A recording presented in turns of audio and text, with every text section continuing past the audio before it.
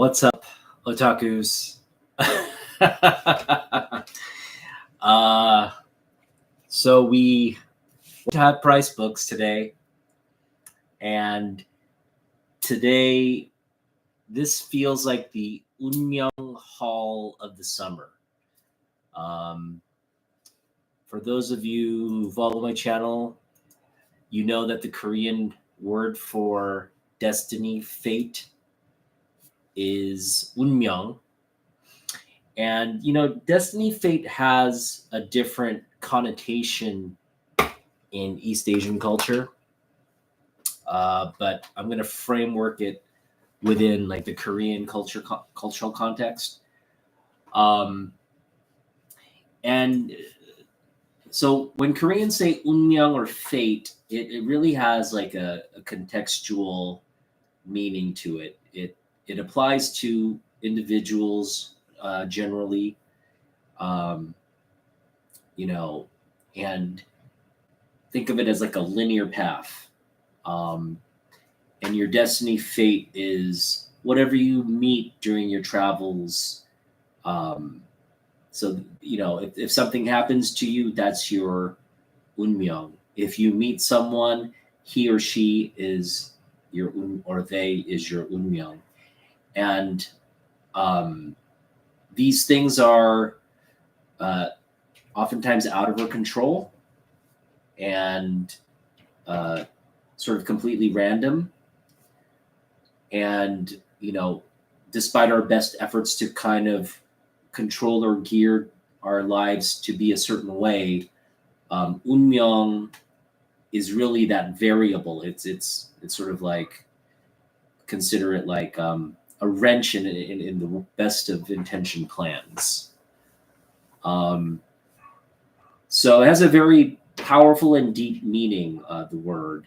And Koreans, there's a little bit of superstition and kind of, a little bit of superstition baked into, like things being out of our control that kind of bakes in a little bit of anxiety and, to life. And I guess that kind of explains why we as a people are kind of on edge and jittery and always looking to the future and wishing for the best. I guess like most any other culture. But yeah, we apply that powerful word and I guess concept or philosophy to our comic book hunts because it really ties in nicely with a comic book hunt. I always use the Forrest Gump quote: "Life's like a box of chocolates. You never know what you're going to get." Well, you could probably say life is like a box of comic books. A long box of comic books. You never know what you're going to find. And again, it's very personal because you literally could be at a comic book shop and be looking for a specific book, but if someone else is digging that box before you, you'll have missed your opportunity, right? That's not your Oonmyoung book. It was not your destiny or fate to run into that specific book. And then there are times when you're looking for a specific book and boom, you find it. And that is truly an Oonmyoung book. And this is truly an Oonmyoung haul. And I'm going to get into explaining why it is our Oonmyoung haul. So Friday, as you know, I stopped in at Half Price Books. There was nothing really there. We did pick up a few things, but there was nothing really there. And I even kind of complained out loud. So the staff could hear me. I'm like, man, it's basically the same stuff as they didn't fill the inventory. And I kind of said it out loud so people would hear me. And then I went back there after work yesterday. Same deal. They didn't bother to put any new books. It was just the same thing from Friday. So I didn't want to waste a trip, so I decided to go to the comic book trade paperback section. They have like trade paperbacks on the shelves. And I was just looking through there because I was bored. And I found this really great comic art book. It's called Mythology, and it's really a feature of Alex Ross's art on Kingdom Come and sort of his DC works. This was right before Alex Ross was working on Justice, so it kind of previewed a lot of his work for Justice, but it was just great sketches and concept art of, you know, the core DC universe, the characters.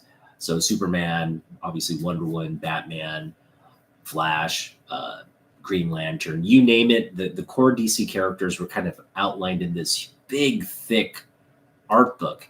And it was there for $9. And I thought, you know what? It's in great condition. It was a soft cover edition, but very thick. And so we got it for $9.99. And then I come home and I'm looking on eBay and I see hardback editions for like $10. Or actually it was like $20, but I was negotiating and I got it down to 10 plus shipping. And then I saw this, the lady I bought the Alex Ross book from, the Mythology hardcover, which is the first print. Again, I got it for $10 plus shipping, so about 17. She had another art book. This one was sealed. It was still in plastic, wrapped in plastic, so absolutely unopened, new. Brian Bolland DC artwork book, also a very thick hardcover book. And I said, can you give that one to me for $10? So she had it at 20. I said, can you give that to me for $10? She said, sure, why not? And so I got both of those books for $10 each plus shipping. All in all, you know, just under $30, I would say. Or sorry, all in all, under $40. Probably close to like about $36, $37 with shipping and tax. So I'm getting those books very soon. I'm getting those books. It's in the mail. So I didn't have this need for the soft cover, so I just decided, okay, I'll go back tomorrow and return this hardcover Mythology book that I got, and I'll just return it. I went back, so I had to go back today, and I wasn't really, so if I hadn't gotten the Mythology book and I was there Saturday after work today, I'm very tired. I got to get ready for Monday, right? So I probably would have just come home, you know, not even bothered, because, you know, 2 days in consecutively they didn't update it. What makes me think they're going to update it Sunday evening or whatever? So I go because I have to return the book. And I wasn't even like thinking of like getting comic books. I honestly thought it would be the same situation. As soon as I walk in, guess who's there? Dave is there. Dave is digging, and he gives me this look like, dude, they refilled the bins. Come dig with me. And I thought, well, okay, Dave probably went through and got all the good stuff already, right? So I'm just like, all right, but let's see what they have, because Dave and I have different tastes. So I go through, and boy, I got to say, Dave picked up some nice books. He showed me, he picked up some Mark Jewelers, you know, like World's Finest, really nice condition. He found also a first Captain Marvel, like her first costume, which I believe is, who did the cover on that? I'm forgetting the name now, but it was it's a nice Captain Marvel book. You know, he found some good books, and I was like, oh, okay, cool. And then I started digging, and boy, did I find some good stuff. And to be honest, I could tell when I was like, Dave, you missed this. And he gave me this look like, oh, okay. And then I found another one. I'm like, Dave, you missed this. And he's like, yeah, I didn't like the condition. But then when you look closer, it's a key, I think, second appearance. So yeah, I think Dave at the end of it, he's like, you could tell, like, because he's done that to me many a time. I come in and he's like, oh, look what I just found, like signed copies of crap I want. But it felt kind of good to kind of be on the, you know, giving end of that, because he did miss some stuff on the other side of the aisle, and he was digging on that part. And then I found some more stuff when we switched. I found some more stuff on his side that he missed. So we'll get into that. So this is truly an Oonmyoung book for two reasons. One, because again, if I hadn't gotten that book on Saturday and then looked online and decided, you know what, I want to return this book and just get the ones on off of eBay, I wouldn't have gone back to high price books today. So these books might have survived through Wednesday or Thursday, but a couple of these probably not. So, and then the second part of that is Dave was digging, and the fact that he didn't pick those or claim these particular books is also, for me, good luck because, again, he didn't pick them out and I was able to pick them up. So there were kind of two factors at work in this, this timeline scenario. And fortunately for me, like it worked in my favor because these are great books. We picked up 8 books for about $34. And I'm telling you, this is $34 well spent because the value compared to what we spent on these books is just absolutely phenomenal. Okay, so we're going to start with a big one here. This one here, not big in terms of value. We paid $2, but what I love about this book, it's a Kupperberg and Byrne collab. Paul Kupperberg here writing Secret Origins of the Doom Patrol. This is the #1 issue. Get it here. You see, it's one issue. It's not a key. Again, I just got it because it's got this great John Byrne artwork on the cover. It's technically like a, Doom Patrol origin that looks like a, we probably will see this team. This is a future DC key, hopefully. I'm sure there's a first appearance here and there, something key about this book later on that'll be revealed. But you've got sort of a, kind of a new team for Doom Patrol as well. Plus you got Captain Comet. But yeah, again, kind of a mid-late 80s John Byrne DC cover on a super cool #1 Secret Origins annual. $2. Can't go wrong with that. Couldn't leave that there. All right. This next one Dave missed, and I'm surprised he missed it. But I will say this in Dave's defense. Dave did his app. He usually looks on like Key Collector and whatnot, and he looks up stuff on his iPad. But his iPad died, so he couldn't look up anything really.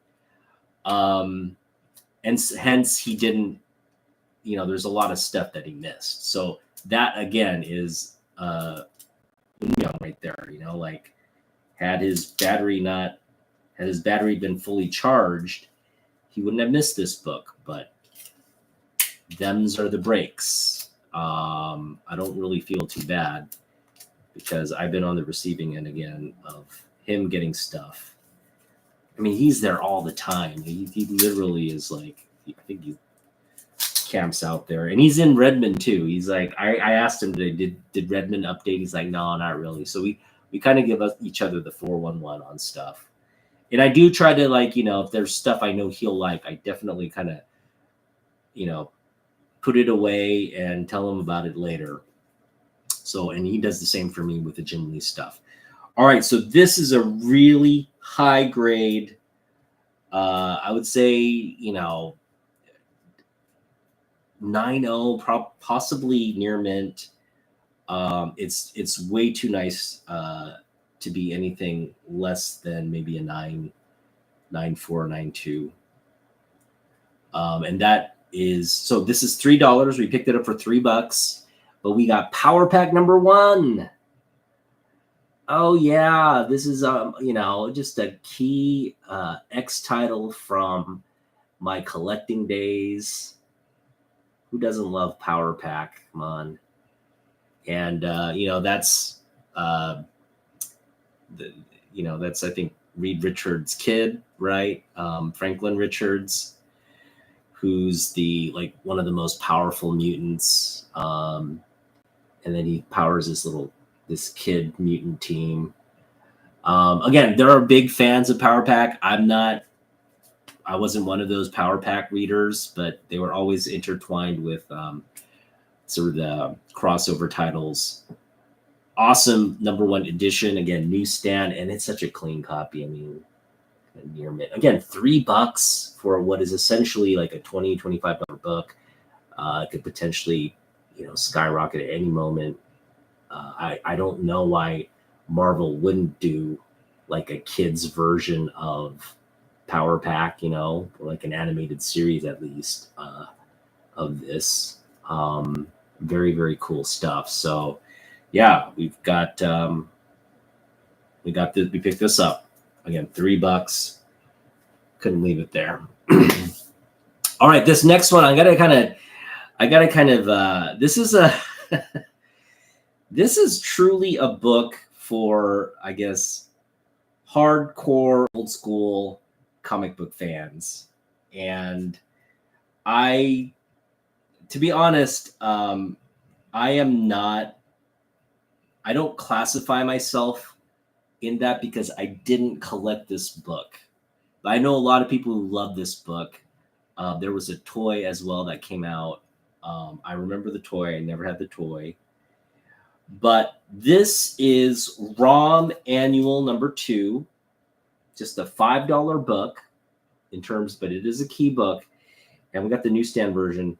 And the reason this is a key book is because it's the first appearance of Space Knight Squadron, which is comprised of Scanner, the Unseen, Breaker, Pulsar, Seeker, and Tracker. Now, ROM #1 is a big book, but there aren't too many keys outside of ROM #1. I think there's, in terms of artwork, there's a big, I want to say there's a big Frank Miller not first artwork. No, I'm confusing with something else. There's a big first artwork issue. I think it might be Frank Miller in the ROM series. And there are a few other keys, but this is just really just a fan favorite. Nothing more, nothing less. And not everybody's a fan of ROM, so it's just one of those like kind of underground fan favorites. I would imagine. I think there was a license, like a toy and Marvel licensing, like brouhaha that kind of kept it from really being much more at Marvel. But I'm sure Marvel has the rights to this character and to the license. So who knows? Never say never. And if ROM's gonna make a comeback, it's got to be soon, because the people who read and enjoyed ROM are not going to be around soon. I know ROM's still kind of going in different iterations in comic books right now. But I'm sure there'll be a lot of people. But this is just, again, not a big book, but has the potential to be a big book. This is a VF, a fine copy, I would say. It's a black cover. It's got some spine ticks, but it's a newsstand copy, so those are kind of to be expected. Got kind of some color break up there, color break along the spine, but overall, no creasing. Really beautiful book. Again, great cover. It's a Bill Sienkiewicz cover. Is that Bill Sienkiewicz? No, maybe. Yeah, it's Bill Sienkiewicz cover. No, it isn't. That can't be Bill Sienkiewicz. Who is this? I gotta look it up now. Hang on. It is, yeah, Bill Sienkiewicz. Doesn't look like his artwork at all, but that's cool. Again, it's the first appearance of the ROM Super Squadron or whatever. So not a key book. Yeah, Space Knight Squadron. He's a Space Knight, so it's a team of Space Knights that make their first, like, is 1, 2, 3, 4, 5, 6 characters here. Multiple first appearances type issue. So, if we see ROM, this book could blow up. Again, we got it for $2. $2 for a ROM Space spec book. And again, I'm not terribly a fan, but I'm sure there's someone out there who wants this book. Great condition, and again, it's more trade sale fodder for me. I can sell, again, I don't particularly have affinity to these books, but these books are valuable.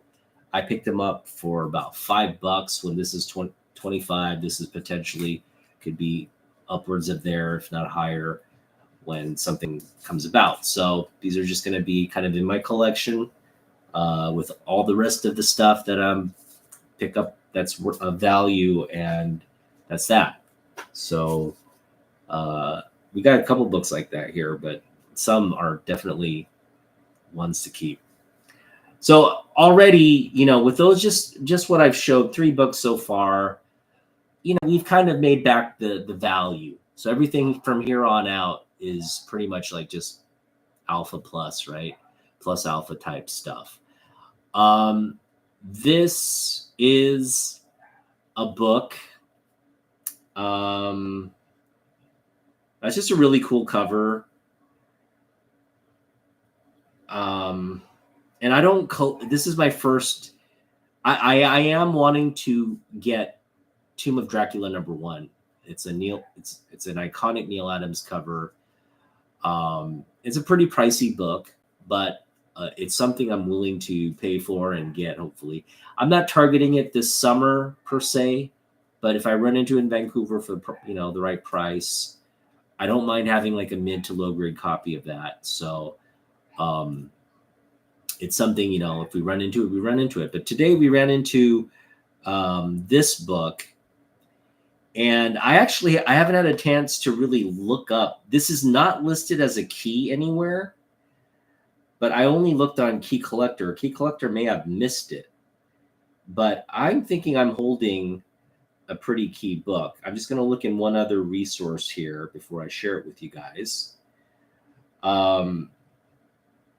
But yeah, it's not listed as a key from the Tomb of Dracula series in Key Collector. But at the same time, that's not to say it isn't a key book, depending on your kind of definitions of what keys are.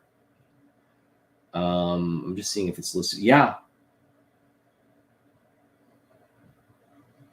This issue should contain Marvel stamp B19 Incredible Hulk.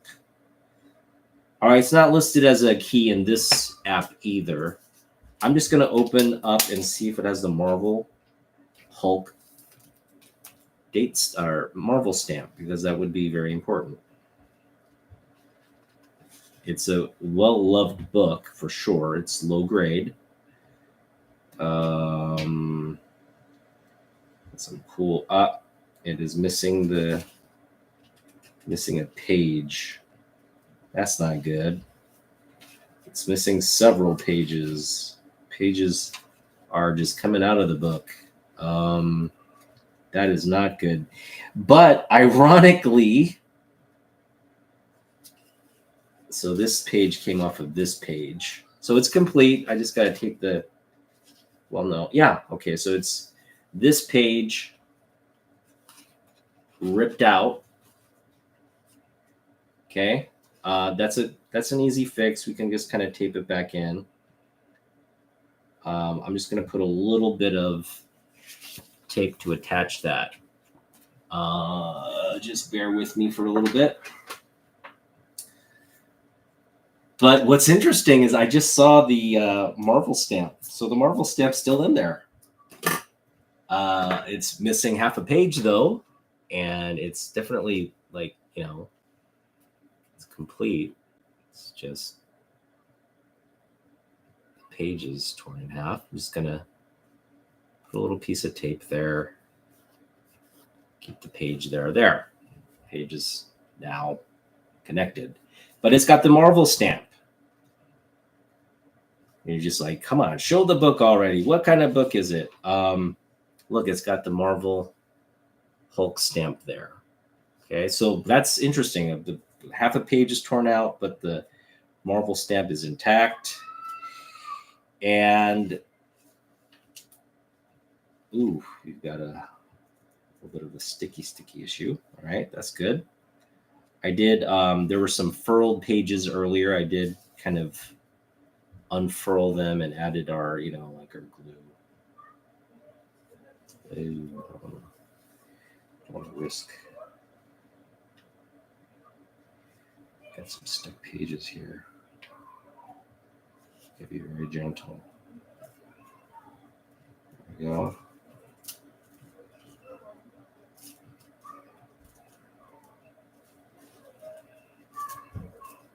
Well, I mean, this is low grade, shouldn't affect. Oof. All right, we tore a little piece off. That's fine. Got a little bit of tearing there. Again, low grade. What we're looking for here is, here we go. We got blade. This is, I believe, I gotta check it here, but this is for all, I think, intents and purposes, the second appearance of Blade.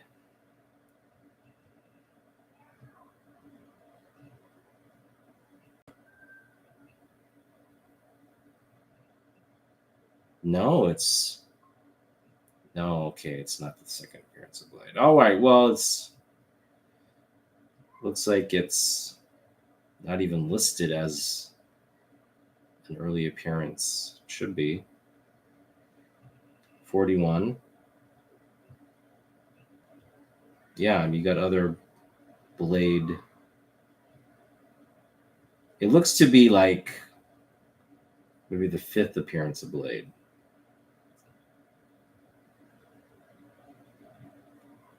In this series, it's maybe the 3rd or 4th appearance then.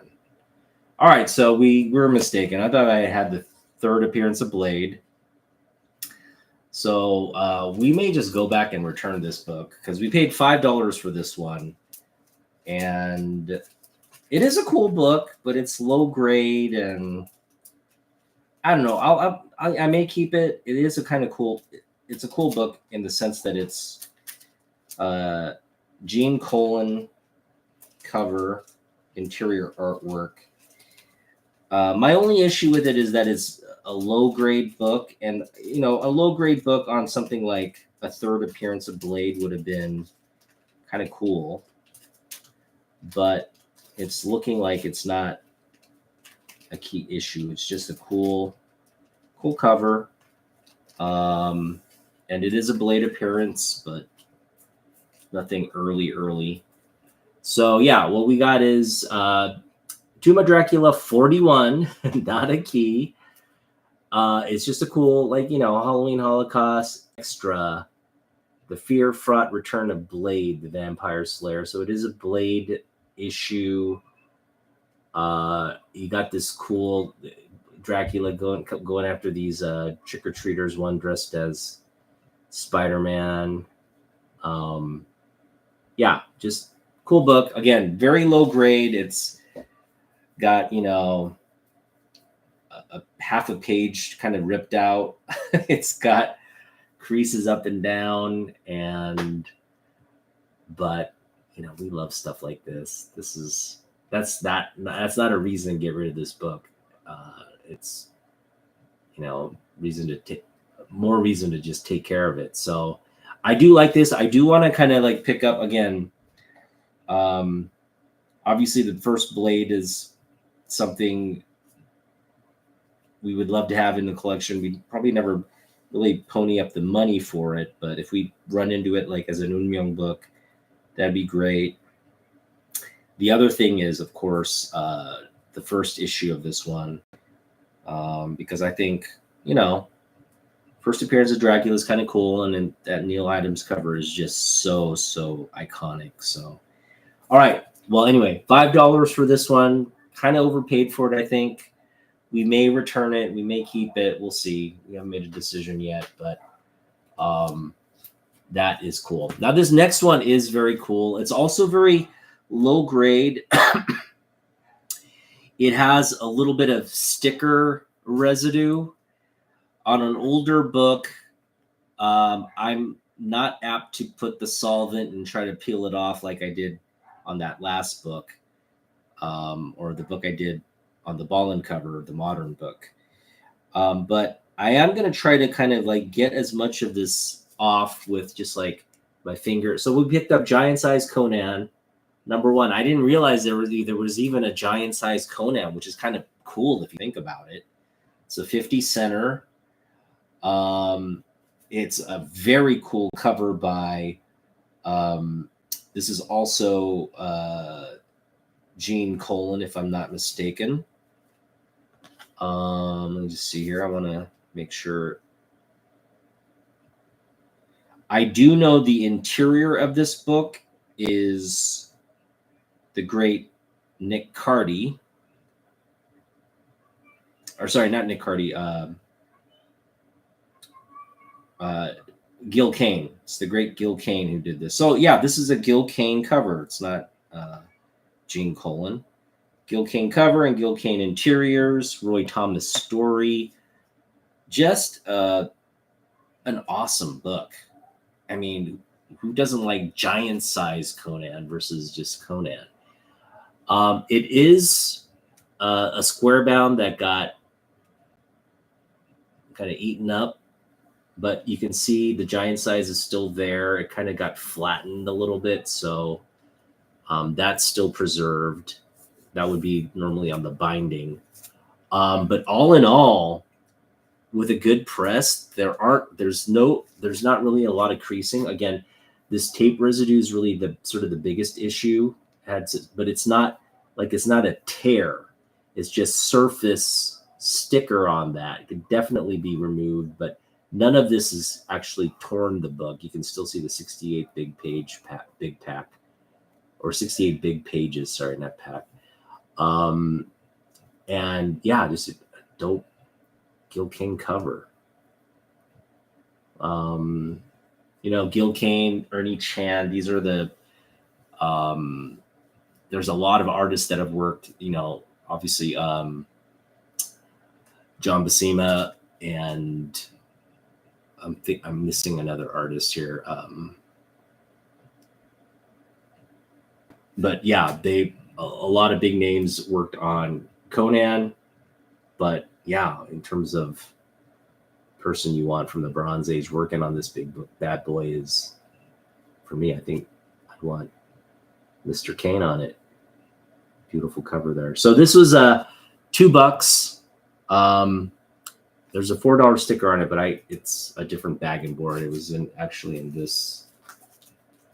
It was in this bag and board, which I took out because it was too flimsy to hold it. But yeah, bought this book for $2, which is absolutely because this is a $30 book in near mint. I would put this grade kind of like a 4.0. Again, potential to be. It looks great is kind of what I'm trying to get at. Like, if it needs a clean, it would benefit from a press, but not really. It's just, yeah, it'd benefit from a press, but it doesn't have, like, you can't see any creasing.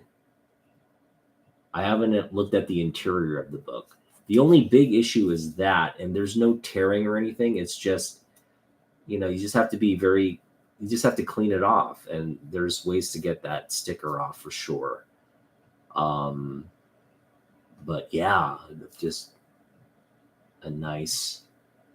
I don't collect much Conan, but I do see the value. I do recognize the value in this book. You got a Roy Thomas, Gil Kane, giant size Conan, just a one shot. Amazing artwork on the interiors and the cover of this book. So that's a nice pickup right there. Very nice pickup. Again, I would put this at a mid grade, so it's going to be somewhere in that $10 range. Picked up for $2. It feels like a big win for me. So up to now, yeah, everything's been very good. A little disappointed with the Blade, but it's such a great book. I mean, yeah, we overpaid for it, but I mean, I'm not going to return it. I've made the decision to keep it. That's just a great cover. And these older books, they'll always hold their value. So, all right. Now these next ones,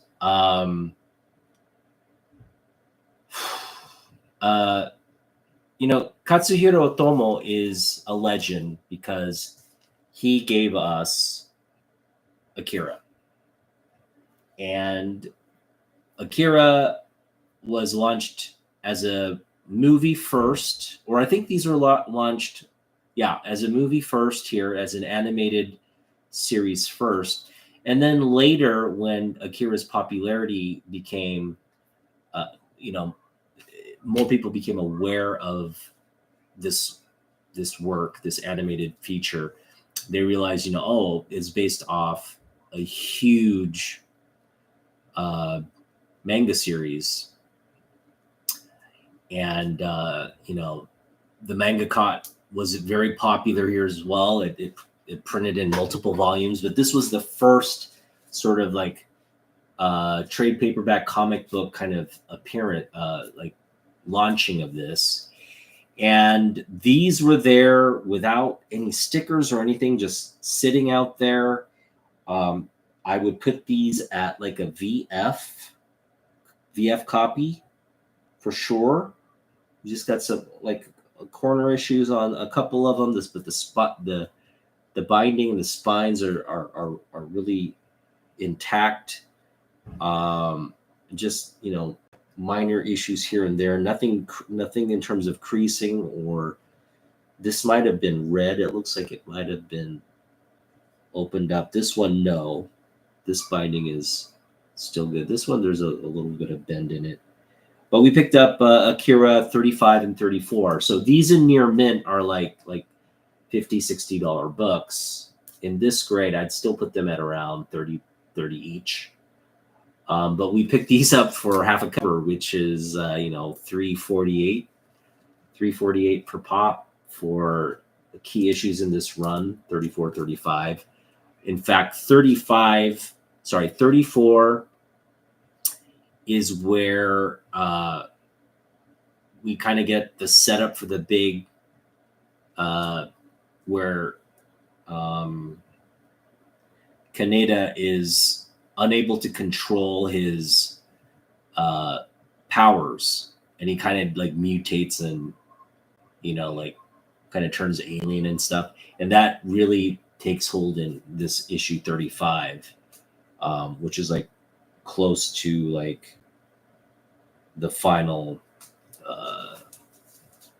I mean, these things it's like Dragon Ball. Like these battles, these like scenes in the movie, they're very it moves quickly. In the manga, it's like the cities are getting destroyed and just like mayhem that goes on for several issues. But yeah, these like smaller volume condensed ones, these are the two that really are adapted from the movie. These are actually movie adaptations. So you see a lot of the stuff from this books as key adaptations for the movie that fueled the movie, because a lot of the stuff intermixed in this run don't make it necessarily to the movie floor. They don't even inform the movie floor. The movie. It's more like just, I guess, filler, or just, it's not filler. It's everything kind of is related to the movie, but there's a lot of sort of like, kind of unnecessary build up or like side stories that don't really give us the core. The movies are really sort of condensed version of the manga, and it draws from specific parts of the manga, and these two issues are where it draws from heavily. So that's why these are key books. If you're an Akira fan, of those issues. And yeah, I mean, I've got to pick up that number one now, and I feel like I have sort of a good Akira, like I'm building a little bit of a good collection. I could honestly see myself like getting all the issues in this run, but there's like 30, 40, 50 issues in this run. So, I mean, I don't know if I want to fall down that rabbit hole, but I am a big fan of Otomo's work and also of Akira. He's just a legend. And sometimes manga artists, they put out a lot of stuff, but they're known just for one thing, one absolutely explosive, um, you know, piece of work, and you can't get any more iconic and explosive than Akira. And Akira, you got to realize, like in Japan, they have their own. Everybody has their own like series. There's so much like good stuff in Japan that really I don't think a lot of global audiences or American audiences have necessarily have knowledge of, but that are just like considered like classic works. And I also, don't have really a keen knowledge of that as well. But Akira is one of those that was highly acclaimed in Japan when it ran, and that because it's just such an innovative, like visually innovative and storytelling wise, absolutely like it's such a political and historical kind of retelling of what's going on in modern Japan in a future dystopian type setting, but it mirrors a lot of what Japan went through post nuclear well, I don't want to say Holocaust, but nuclear, the tragedy. And so it's definitely like highly regarded in Japan. And then, of course, with the international focus, and really this in America, Akira is what got, geeks like me and everybody else really like looking at what, in terms of Japanese manga, in terms of Japanese animation. It just created this like channel of content, because prior to that, it was just kind of it was coming here in like drips and like it's coming here not as fast, and not everybody wanted it. It was kind of really underground type stuff. But once Akira hit, it just created this like market for like more content. And then you Blockbuster, like had opened up their anime section, and it was just like Americans were getting all the good stuff now in their video stores.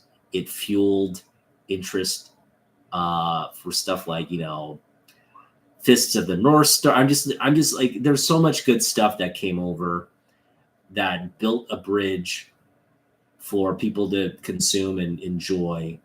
And then you had things like, I mean, what's a big one? Like Dragon Ball Z is a great example, right? If you didn't have this like interest and channel for all things manga and anime, Dragon Ball Z would have never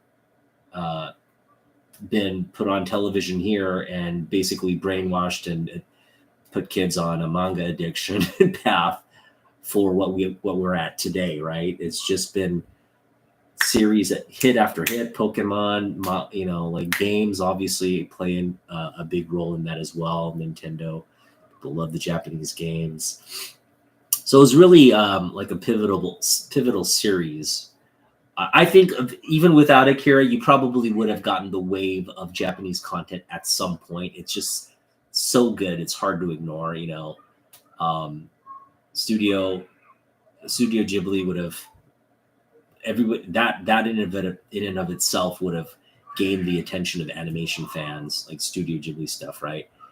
But my point is, Akira is really sort of like that moment in time in the late 80s when it kind of sparked a movement, and it just made everything coming from Japan, like these people wanting more of what they saw on the big screen in 1988 when this 87 or 88 when this film released in theaters here. So yeah, and I just remember like kind of being in the middle of all that.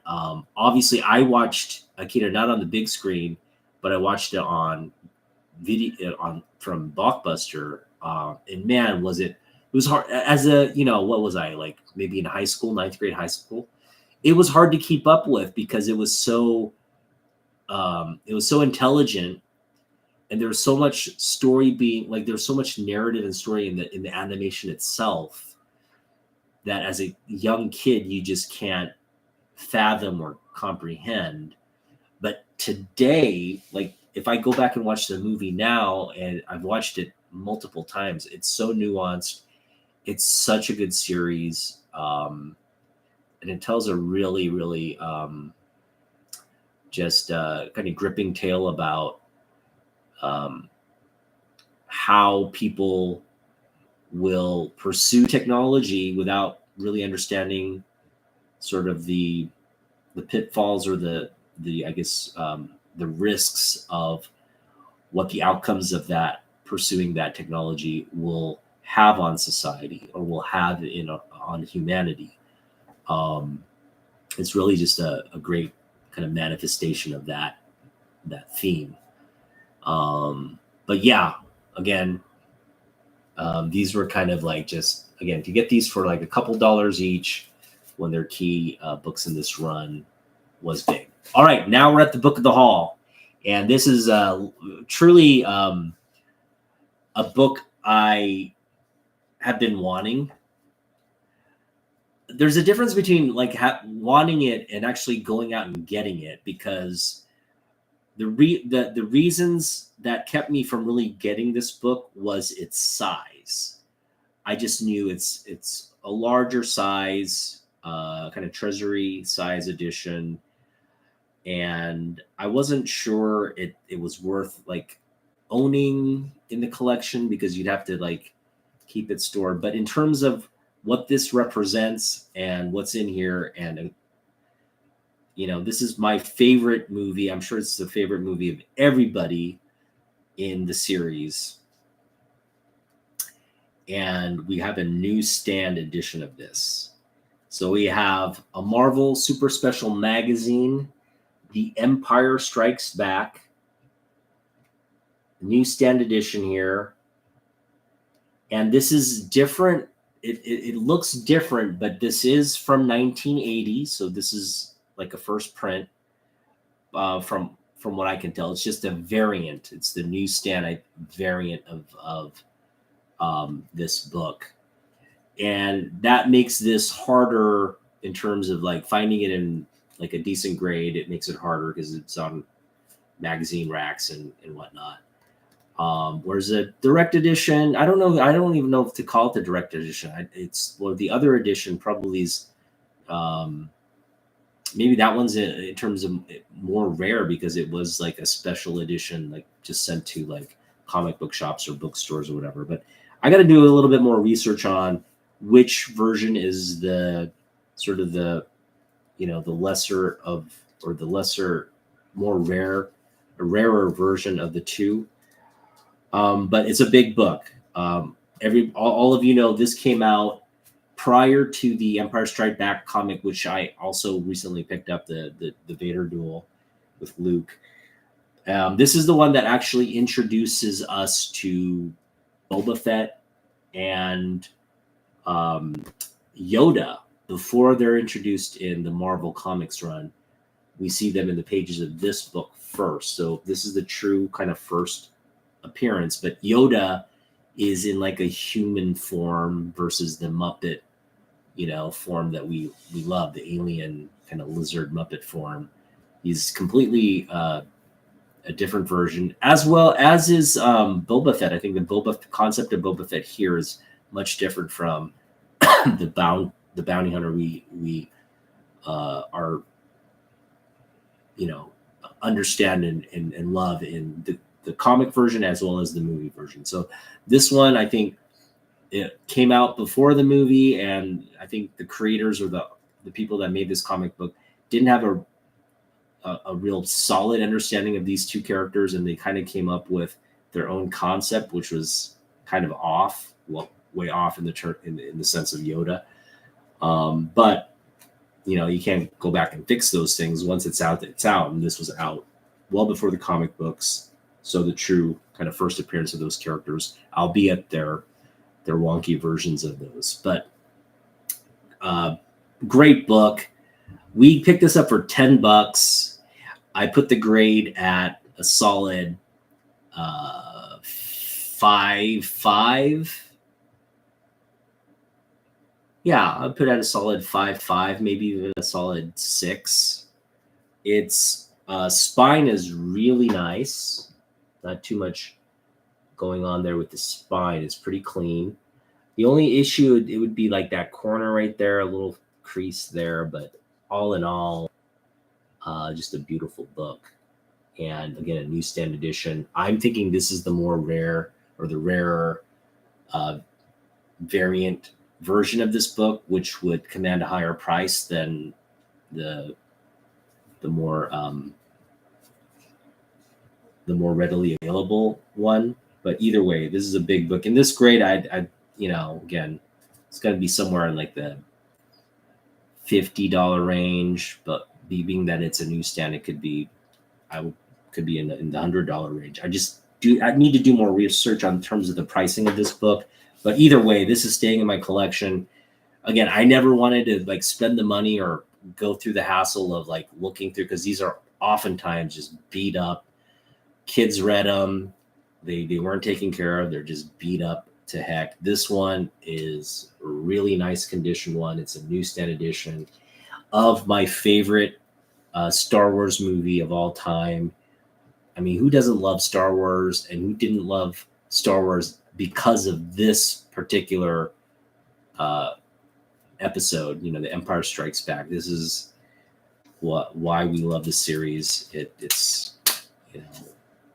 where Luke learns that Vader's his father. It's the romance between Han and Leia. It's Boba Fett. It's it's the portend of things to come in the Return of the Jedi with Jabba the Hutt. I mean, it's just such a pivotal moment in my childhood, in all our childhoods. For those of you who are of my generation, Gen X, who remember this movie when it came out in the theaters, and when you watched it for the first time, and when you had all the toys and were playing with it, and had all the related content, the storybooks, the lunch pails, you name it. There's just like everything. You have the pajamas or the underwear. I mean, there's everything with Star Wars, right? You have the toothbrush and like who knows what else. But of course, the toys, the figures, the ships. That was like, who doesn't remember the Darth Vader character? Where you put all the characters in that carrying case. You had the Darth Vader carrying case for all your figures. Oh man, that's just pure nostalgia, and really, I don't know if today's generation can. I'm sure a lot of today's generation loves Star Wars. Just not saying it's something today's generation can't connect with or love, but I just feel like that my generation, specifically my generation, when you were a kid when this Star Wars movie came out, and you just remember this being what you wanted for Christmas, again, until G.I. Joe came around, Star Wars was the toy. Before Transformers and G.I. Joe, Star Wars was the toy king. There was nothing touching Star Wars in terms of your toy box, right? So this is such a fabulous pickup. And again, it wouldn't have happened today. This is purely, if I didn't buy that mythology book by, I guess I got to thank Alex Ross for being who he is, because it prompted me to buy that mythology book, which has, again, I posted on Instagram yesterday. Go check out my post out. I took a bunch of photos because I was reading the book yesterday, and I have a newfound appreciation for Alex Ross. I gotta admit, I did not know certain details. I didn't realize he was born in Portland. Okay, and he moved to Texas. Um, and he's just been in love with comic books. He loves Superman. He fell in love with Superman like a lot of us did. So he's, again, in my generation, probably fell in love with Superman because of Christopher Reeve, right? But that's who he obsessed about as a kid. And apparently comic books and DC characters really helped him through like a tough period in childhood because he didn't have a lot of friends. He had moved to like a new area where there weren't a lot of kids. And he just took to like drawing and really, his imagination was caught up in the comic books reading, and he was drawing those characters and just fell in love with the characters like all of us do. But he took it to that next level. Like, I am going to be a comic book creator. I am going to be one of the best artists to ever be in this industry. And yeah, like in terms of his his approach to art, a very realistic look, hyper realism or naturalism, like to his art style, like where the characters, the physique, the anatomy, the face, the facial structures, everything looks like photorealistic, but it also has an air of just like classic golden age, like, there's something that captures that essence of a very classic period in American history, that post-war period. I should say, leading up to the war and the post-war period. Just a classic look to his designs and characters. His Superman is arguably probably the best interpretation of Superman.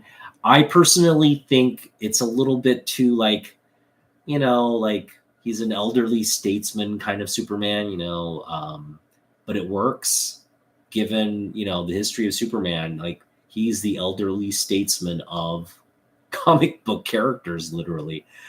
Without him, there wouldn't be like superhero, like caped, costume type superheroes, right? We'd still be like, enjoying like war comics and like cowboys and Indians type comics, which was kind of like or crime, like, like gangster type comics.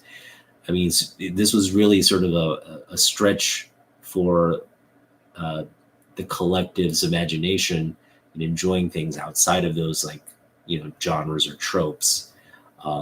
Created a new one, and it's lasted to today. Now, I know a lot of people have superhero fatigue these days. Who knows if Superman will survive another 100 years or will survive, to see issue 2000.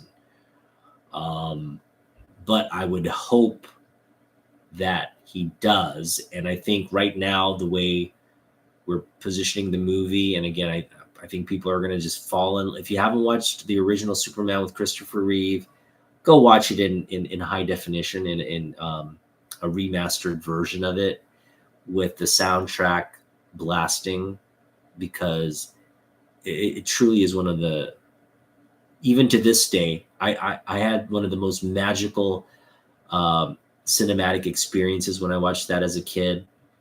So did Alex Ross. So did so many others from my generation who had the fortune of watching that on the big screen. It's such an impactful movie. And look, it gave us Alex Ross in comic books. So go and give that movie some love. Superman, Christopher Reeve. What more to say than the actor who convinced us a man could fly. I think that's what Christopher Reeve's kind of like claim to fame, or not, I shouldn't say claim to fame, but like his MO is, it's basically, I'm the guy who played this character so well, I convinced you that a guy in like spandex and Speedos could fly and be the hero that we all need. That movie's brilliantly acted. It's brilliantly paced. It's brilliantly shot. It has some wonky special effects here and there, but still like very convincing for the time. And I can't say enough good things about it. And there's so many people who haven't watched that movie who have no clue how great Superman is. And you just gotta, if you're watching this video and you're one of those individuals like, oh, you know, I've seen clips here on social media and I know who Christopher Reeve is, got no interest in watching a 2.5 hour movie. No, make the time. You won't regret it. Tell them Otaku told you to watch it, and thank me later. Okay, that's your assignment. Go do that. All right, that's it. Oonmyoung haul of the summer for sure. Only because of the external circumstances that led us to half price books this evening. You know, I don't put out a lot of Sunday content unless I have like a haul of this kind of caliber and size from the weekend.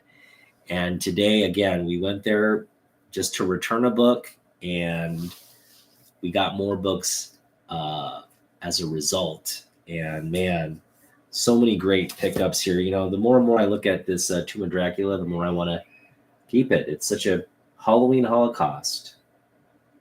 You got Spider-Man Trick or Treater there. What's more telling of the times for a Marvel Bronze Age book than these trick or treaters dressing up as the cosplay starting there in the Bronze Age there.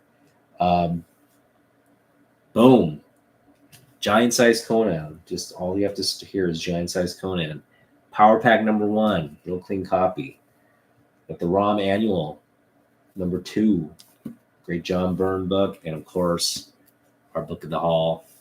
What's up, fanboy? How you doing, man? You must be loving that the Mariners are just playing like dog crap right now. And Houston's been playing great, man.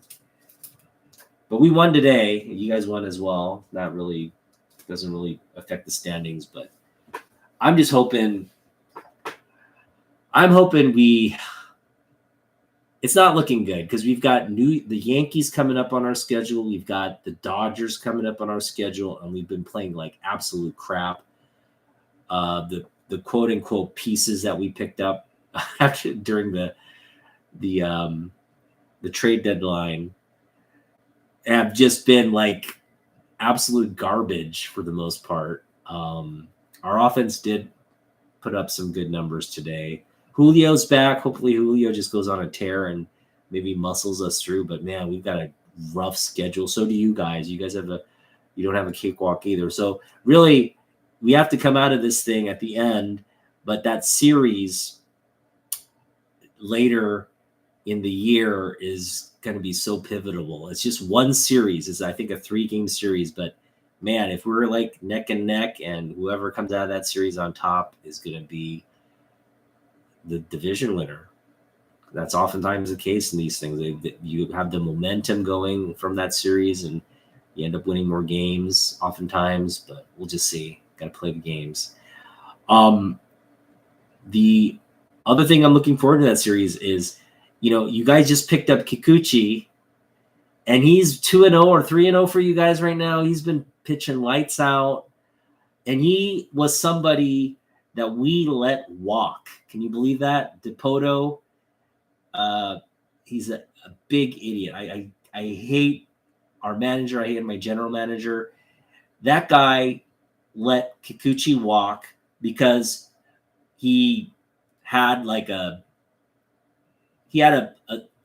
better than average season when the expectation was he'd come in and like have a really impactful, like, you know, sub 3 ERA. I think they were expecting like 14, 15 wins, sub 3 ERA, high strikeout or strikeout, good strikeout to walk ratio. His dad died a month into him starting with the Mariners. His dad passed away, so he had to go and do all the funeral things, come back, and then pitch a full season when his dad passed away. And then our management basically like cut the cord on the guy, or the guy let me take that back. Maybe our management wanted to keep him, but they didn't make a pitch to keep him. Like, look, we want you to stay. We'll give you more money. None of that. So Kikuchi just walked. He's like, once my contract's done, I'm out of here. He probably hated the team and he left. Went to a better situation in Toronto to be honest, but they aren't living to their potential. So Houston picked him up because I think Houston, I mean, they faced the guy. They know this guy's a solid pitcher. I've been saying all along, he just needs a chance to show how lights out he can be. He probably didn't have that. Again, faith in your abilities. Like if you have an organization that believes in your talent, and that can fuel you through whatever down periods you have. But if you don't have that communication and that belief in that the management has in you, that you have in yourself, that oftentimes will lead to, and that's what's the problem with Seattle. You have a lot of talent, but you get the manager sitting there like giving them the side eye rather than being supportive and really giving them the confidence to go out there and produce. And Scott Service is the worst manager. I sometimes I just really hate this team, and I hate the manager. He's really just an incompetent. We gotta replace him. But again, we signed extensions for these guys. I think after this season, if we don't do anything this season, those two guys are gone. I can't see ownership putting up with the promises anymore. But yeah. All right, that was my baseball rant. I love my Mariners, but they're driving me insane this season. Having a 10-game lead and watch that wither away. Now we're 4 games back of the Astros. It's literally like it's aneurysm inducing type baseball. All right. Thanks for joining, guys. Again, total Oonmyoung comic book haul here. I got called to a place today just out of sheer events that happened yesterday, and we found these books. And man, this one is definitely going to be on the books of the summer list. The big pickups of the summer list. This one is definitely going to be on there. The more and more I look at this book, the more and more is like, yeah, baby, like first appearance of Yoda and Boba Fett. Come on. Can't get better than that. All right. Thanks for joining, guys. I want to remind you, this Friday, we'll have probably a very meager haul video. I'm definitely going to share with you the stuff that's coming in the mail. In fact, I've got 2 items coming in the mail tomorrow, so you'll get that before. But I'm thinking by Friday, it's going to be a very meager haul. We might not even have any books to show off. But what I am going to do is I'm going to prep for the comic show in Vancouver. We're going to talk through like my strategy, the books I'm after. Obviously, talk about the book I commissioned Alex B to do for me. So we're going to talk about what that book is. And then the very next day when I'm up there, we're going to do that Saturday night. No, we'll do it Friday night.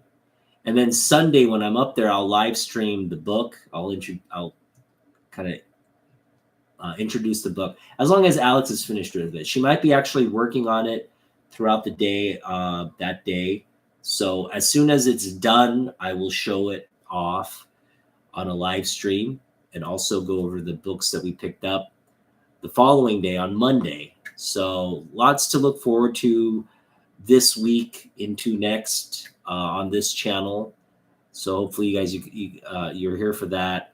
But yeah, I just have been having so much fun this summer. This summer is really, in terms of focus and what we picked up, it's, I don't want to say it's better than last year, but there are definitely a couple books that you could say are bigger than anything we picked up last year.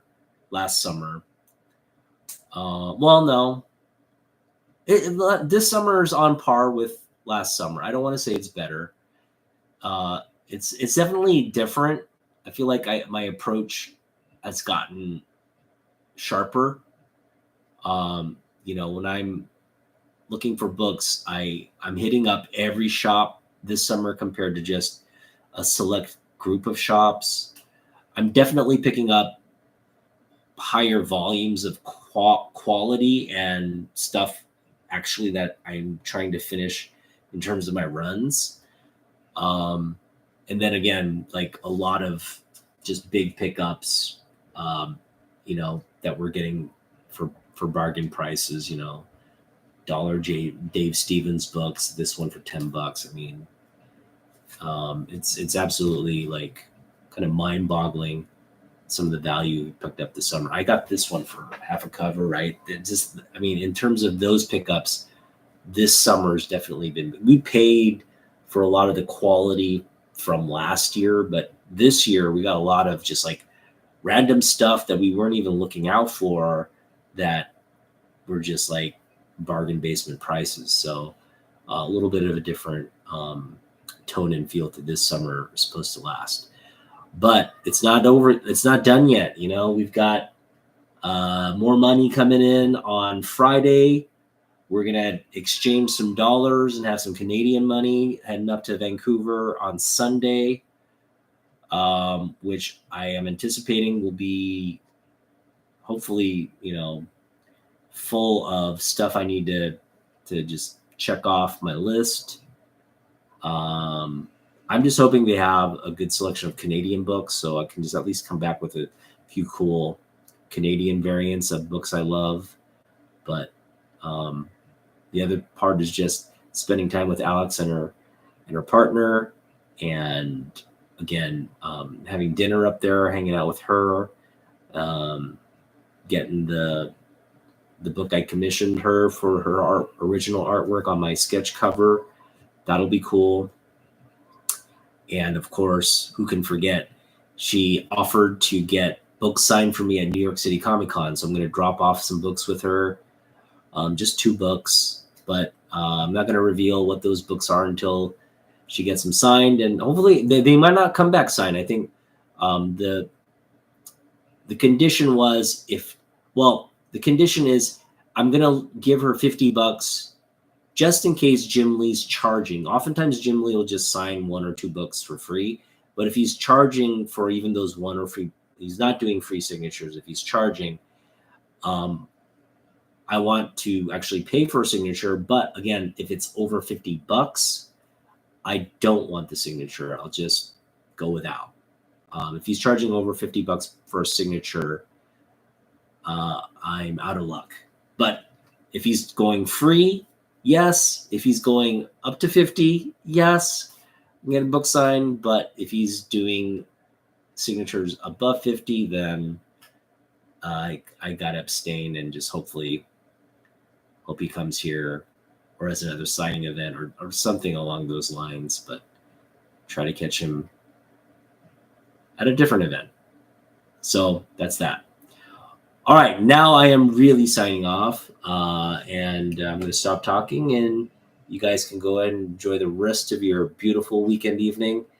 Have a great rest of your Sunday, and we'll see you back here next week with something. All right, have fun. Take care.